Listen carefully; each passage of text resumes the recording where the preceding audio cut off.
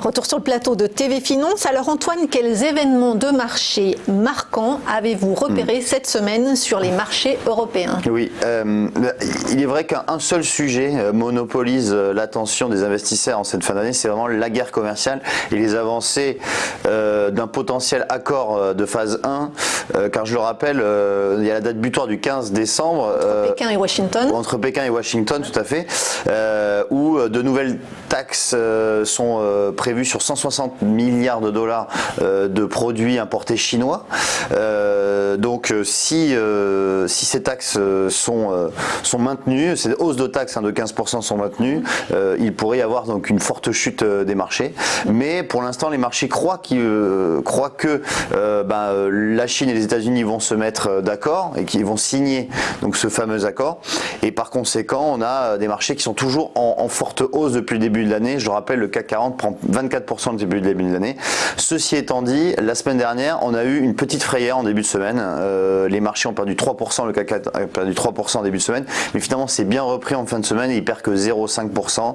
Donc toujours des marchés qui sont quand même positifs et optimistes pour la fin de l'année. Vous avez le sentiment que les investisseurs sont de toute façon préparés, en tout cas se sont couverts en cas justement d'arrêt des négociations? Alors c'est vrai que les États-Unis. Oui, tout à fait. On sent que les investisseurs se préparent tout de même à un potentiel non-accord entre les deux pays. Ceci étant, on a tout de même, lorsque les marchés se replient, on voit qu'il y a toujours une force acheteuse assez forte sur les marchés financiers. C'est vrai que là, on a par exemple le CAC 40 la semaine dernière avait était passé de 5 950 points à 5 700 points, donc 250 points de perte.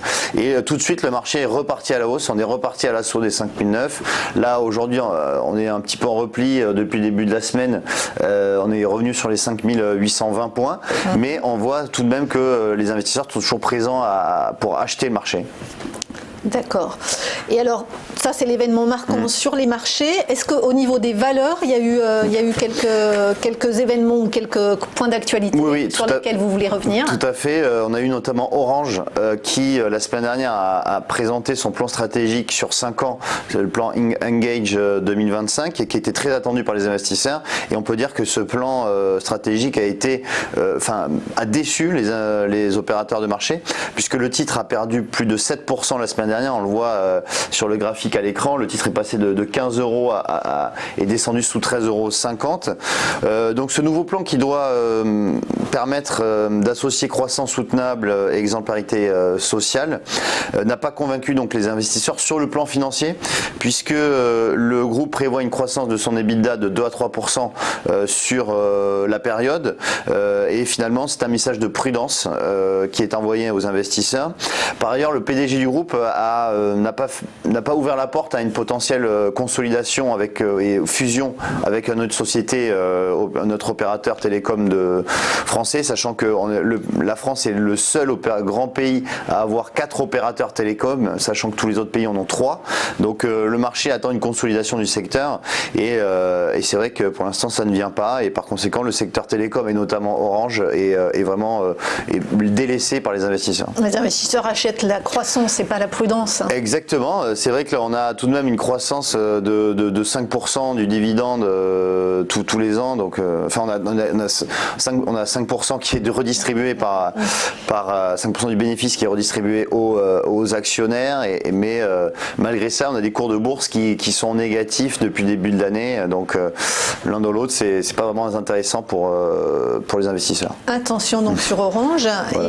Et on termine avec Elior, c'est ça? Oui, Elior qui est dans la restauration collective et qui la semaine dernière a publié ses résultats, et pour le coup là les résultats ont été très bien accueillis parce que le titre a gagné plus de 10%. Ah oui.